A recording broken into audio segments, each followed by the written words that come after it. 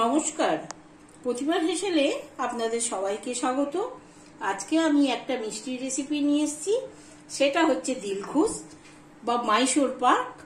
এটা খেতে খুবই সুন্দর লাগে, বাচ্চারা খুব পছন্দ করে। ঘরের জিনিস দিয়ে এটা তৈরি করা যায়।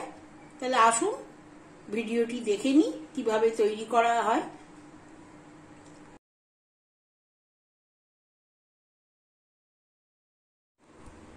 দিলখুশ বানাতে প্রথমেই যেটা লাগবে সেটা হচ্ছে বেসন। বেসনটাকে আমি চেলে নিয়েছি, চালাটা আপনাদের দেখাইনি, চেলে নিয়েছি। এখানে আমি 200 গ্রাম বেসন নিয়েছি।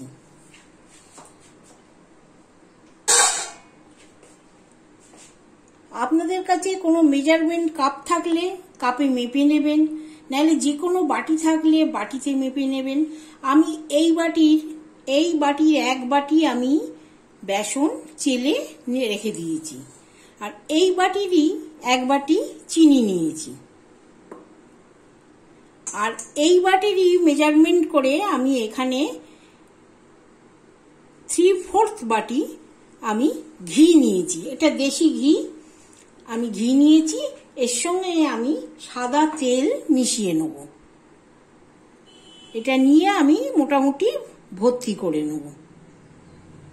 শুধু ঘি দিয়েও করা যায়, তা একটু তেলও দিয়ে দিলাম আমি। তবে শুধু তেল দিয়ে করা যায় না, এর মধ্যে ঘি দিলে খেতে ভালো হয়। তা প্রথমেই আমি ওভেনটাকে জ্বেলে নেব।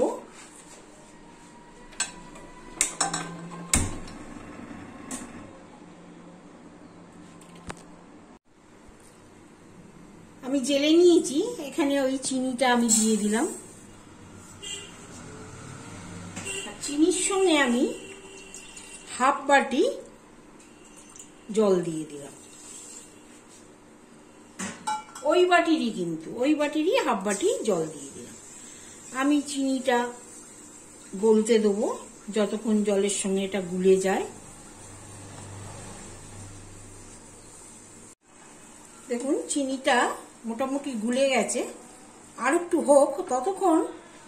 এখানেও আমি একটা কড়া চাপিয়ে নিয়েছি, আর যে কোনো একটা পাত্র চাপালেই হবে। তার মধ্যে এই ঘি আর তেলটা আমি গরম হতে দেব। এটা কিন্তু ডালদা না, এটা দেশি ঘি।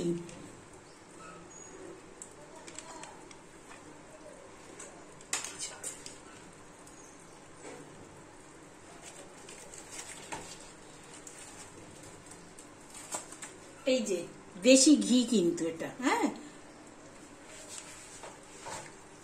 এটা গরম হচ্ছে, গরম হোক। আর এখানে চিনির রসটা, কোনো তারের ব্যাপার নেই, চিনিটা গলে গেলেই হবে। এইখানে এবার আমি একটু একটু করে বেসন দেব আর নাড়াতে থাকবো। এটা ভীষণ তাড়াতাড়ি করতে হবে, যাতে এই বেসনটা ডেলা না বেঁধে যায়। এটা খুব তাড়াতাড়ি ফাস্ট করতে হবে। আঁচটাকে মিডিয়ামে রেখে আমি এখানে একটু একটু করে বেসন দেবো আর নাড়াতে থাকবো।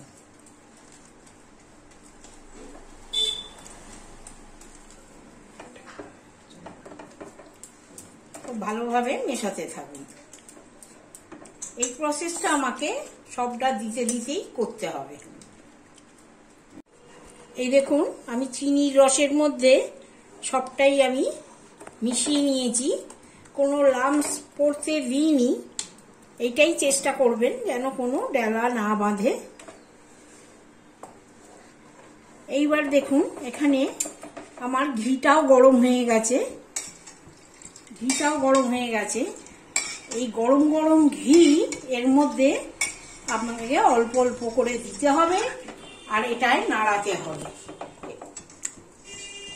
এটা সম্পূর্ণ মিডিয়াম ফ্লেমে করতে হবে। আর ঘিটা যদি খুব গরম হয়ে থাকে তাহলে এটা লোতে করে রেখে দেবে। এই দেখুন এটা নাড়াচ্ছি, আর এই ঘিটা 2 চামচের মতন, বড় চামচে 2 চামচের মতন দিলাম। আবার এটাকে মেশাতে হবে। যখন তেলটা এই এই বেসনের সঙ্গে মিশে যাবে একদম, তখন ওখানে আমাকে আবার দিতে হবে। এরকম করে প্রসেসটা করতে হবে। এই দেখুন মিশে গেছে। এবার আমাকে আবার ওই গরম ঘিটা দিতে হবে। এই দেখুন, এটাকে মেশাতে হবে। এই প্রসেসটা আমাকে যতক্ষণ ঘি থাকবে ততক্ষণই করতে হবে। বোঝাই যাবে আপনার মিশে গেছে একদম।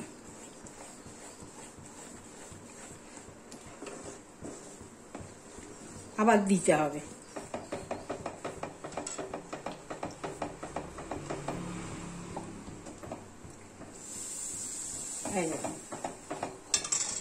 এইরকম যতবার করবেন ওই জালিটা পড়বে আপনার। মাইসোর পাক, একে মাইসোর পাকই আসল বলে, আমাদের এখানে দিলখুশ বলে। তা ওই দিলখুশের যে জালিটা পড়ে সেটা এইভাবেই পড়ে। দেখুন এটা মিশে গেছে। আর আপনাকে কন্টিনিউয়াস নাড়তে হবে। এই দেখুন এরম ভাবেই আপনাকে সবটা করতে হবে। এই দেখুন ওই যে এক বাটি যে ঘি আর তেল মিশিয়ে নিয়েছিলাম, সবটাই ওই গরম গরম এক হাতা মানে 2 চামচ মতো করে করে সমস্তটাই দিয়ে দিয়েছি। এখানে আমার আর অবশিষ্ট এইটুকুনি রয়েছে, এটাও আমি এবার শেষ দিয়ে দেব।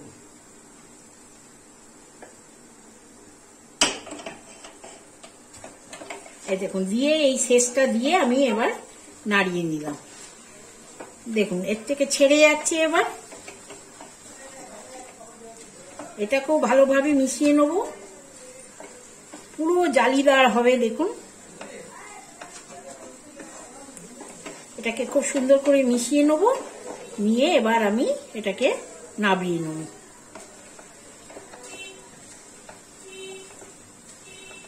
এই দেখুন এবার হয়ে গেছে, ব্রাউন রং এসে গেছে। এবার আমি নাবিয়ে নেব।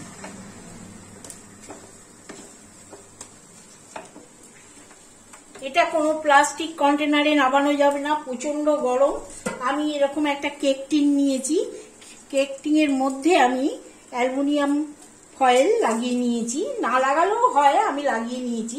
এখানে এবার আমি সম্পূর্ণ গরম গরমটা এখানে ঢেলে দেব।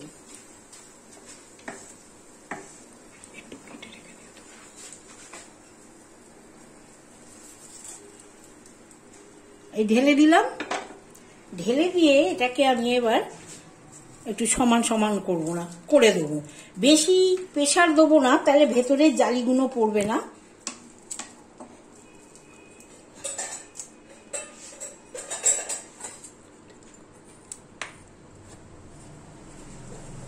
এরকম করে নিয়ে আমি সবটা নিয়ে এরকম,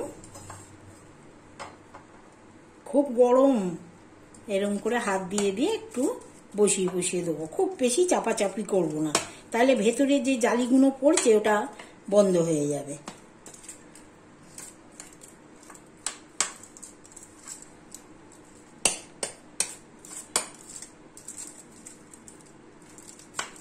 মোটামুটি সমান করে দিলাম,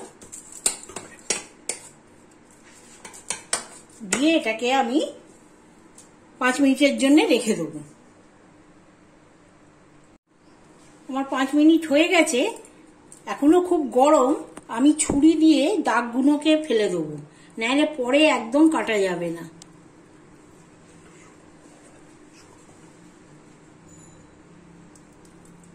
আপনার যেরকম শেপে চাই, পুরো তলা পর্যন্ত করতে হবে না, খালি ওপর থেকে আমি একটু দাগটা ফেলে দেবো।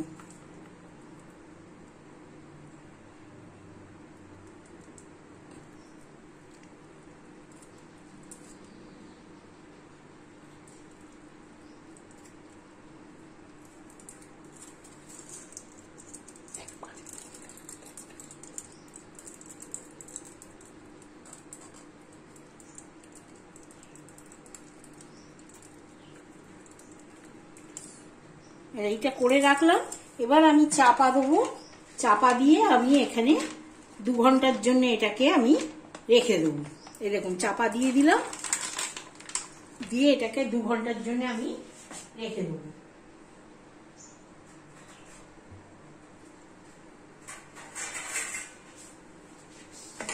চাপা দিয়ে রেখে দিলাম 2 ঘন্টার জন্য। 2 ঘন্টা হয়ে গেছে, আমি এটা খুলে নিচ্ছি।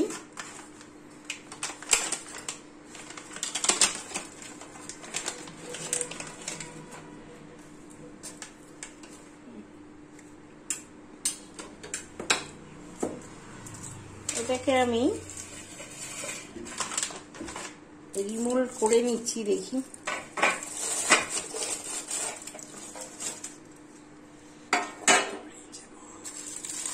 আমি এই পেপারটাকে তুলে নিলাম।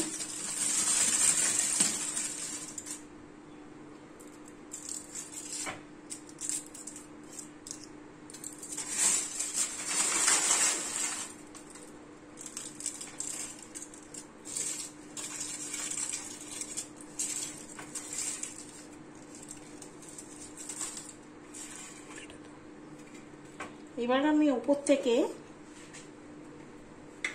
আর একটা দাগ দিয়ে নিচ্ছি। দাগ দেয়া ছিল,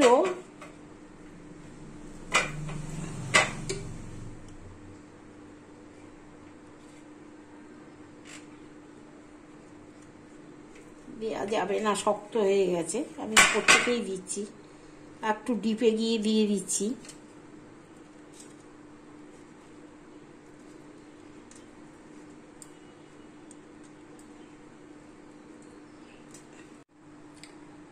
এই তৈরি হয়ে গেল মাইসোর পাক বা দিলখুশ। বাইরে থেকে তো আমরা কিনেই খাই, বাড়িতে বানিয়ে দেখুন। ভালো লাগলে অবশ্যই লাইক, শেয়ার এবং সাবস্ক্রাইব করবেন। আর আপনাদের মতামত কমেন্ট বক্সে জানাবেন। আজ এই পর্যন্তই। ভালো খান, সুস্থ থাকুন।